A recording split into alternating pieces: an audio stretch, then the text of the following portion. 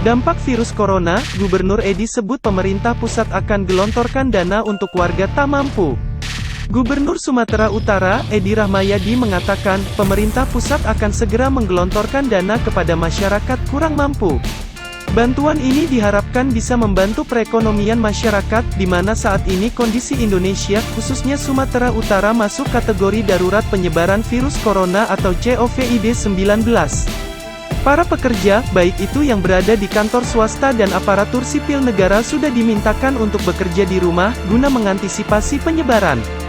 Namun, kepada masyarakat golongan bawah pastinya mereka akan tetap mencari rejeki untuk membiayai segala kebutuhan rumah tangga, baik itu makanan dan lain-lain.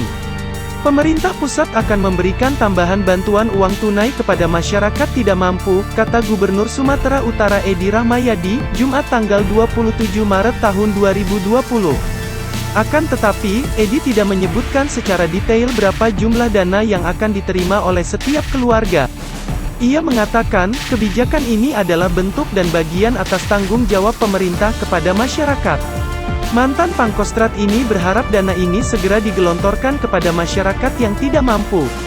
Sebab, bantuan ini sangat diperlukan oleh mereka, lantaran situasi sudah berdampak ke berbagai sektor, termasuk perekonomian. Selain itu, orang nomor satu di Pemprov Sumut ini juga meminta kepada seluruh perusahaan yang ada agar mengulurkan tangan untuk membantu masyarakat tidak mampu.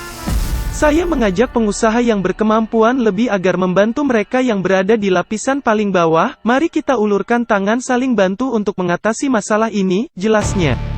Bantuan langsung tunai diketahui, pemerintah pusat berencana memberikan bantuan langsung tunai BLT untuk masyarakat yang merasakan dampak penyebaran wabah virus corona yang menyebabkan penyakit COVID-19. Hal itu dikatakan langsung oleh Sekretaris Menteri Koordinator Sesmenko Perekonomian Susiwijono saat konferensi pers di Graha BNPB, Jakarta, Kamis tanggal 26 Maret tahun 2020. Daya beli melalui BLT untuk kelompok komunitas terdampak.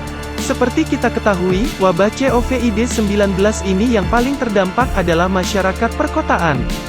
Kita lihat DKI Jakarta dan sekitarnya yang paling terdampak, kata Susiwijono.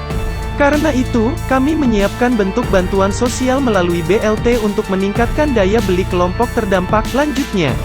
Susiwijono menjelaskan, BLT tersebut akan diberikan kepada pekerja sektor informal, antara lain pengusaha warung, pedagang kecil, serta pengemudi transportasi online. Pemerintah, lanjut Susi, sudah mulai meminta data calon penerima bantuan dari pemerintah Provinsi DKI Jakarta, Asosiasi Perdagangan, hingga pihak Gojek dan Grab. Kami sudah diskusi dan minta data dari Gojek, minta data dari Grab, dan juga sebenarnya beberapa yang terkait dengan transportasi online lain, ungkapnya. Ia menambahkan, para pekerja harian di pusat perbelanjaan juga akan mendapat bantuan. Kita akan data para pekerja informal harian untuk mendapatkan bantuan langsung tunai dalam rangka meningkatkan daya beli. Jadi itu yang pertama program stimulus lanjutan dalam konteks peningkatan daya beli, ucap Susi. Sebelumnya, Menteri Keuangan Sri Mulyani Indrawati menyatakan, pihaknya masih mengkaji skema insentif yang akan digulirkan untuk pekerja sektor informal serta pekerja harian. Namun, pihaknya memastikan para pekerja harian serta pelaku usaha kecil bakal mendapatkan insentif dari pemerintah berupa bantuan langsung tunai. Kita akan melihat sektor informal untuk mendukungnya dalam bentuk bantuan langsung tunai melalui database yang ada, kata Sri Mulyani saat video conference, Jakarta, Selasa tanggal 24 Maret tahun 2020. Melalui BLT tersebut, harapannya masyarakat bisa disiplin mengikuti pedoman pemerintah dalam menangani pandemi COVID-19, terutama masyarakat yang bekerja di sektor informal. Dengan demikian, bisa membantu untuk bisa mengikuti arahan dan pedoman mengurangi interaksi dan aktivitas dan tidak melakukan kumpul sehingga bisa memerangi penyebaran virus ini, tetapi tetap mendapatkan bahan pokok, terutama bagi pekerja harian, ujar Bendahara Negara. Sasaran BLT Susiwijono menambahkan, stimulus berupa BLT akan digelontorkan kepada beberapa kelompok masyarakat. Kelompok pertama yaitu 40% kelompok masyarakat yang masuk dalam kategori rumah tangga termiskin dengan jumlah 29,3 juta kepala.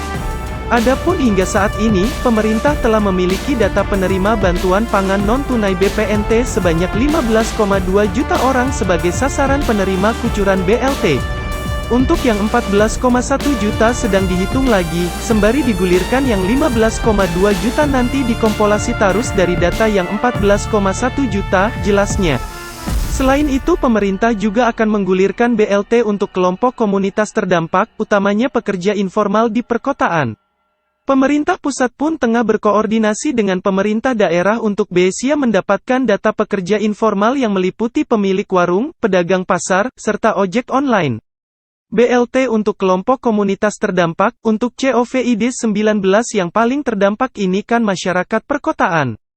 Karena itu kami siapkan bentuk bantuan sosial melalui BLT untuk meningkatkan daya beli kelompok terdampak. Siapa saja? Pertama pasti pekerja sektor informal, berarti warung, toko-toko kecil, pedagang pasar dan sebagainya, ujar Susiwijono. Kedua seperti diketahui yang paling terdampak adalah pelaku usaha transportasi online, kami sudah mengajak diskusi Gojek dan Grab, dan sudah minta data dan beberapa dengan transportasi online lain, dan pekerja informal harian lain, imbuhnya. Selain itu, pemerintah juga menggandeng asosiasi pengelola mal seperti Asosiasi Pengelola Pusat Belanja Indonesia APPBI untuk meminta data pekerja harian di pusat perbelanjaan. Para pekerja harian di mal pun tak ketinggalan bakal mendapatkan BLT dari pemerintah. Pekerja harian di mal pusat perbelanjaan, kami kerjasama dengan beberapa asosiasi. Para pekerja informal harian untuk mendapatkan BLT dalam rangka meningkatkan daya beli, ujar dia.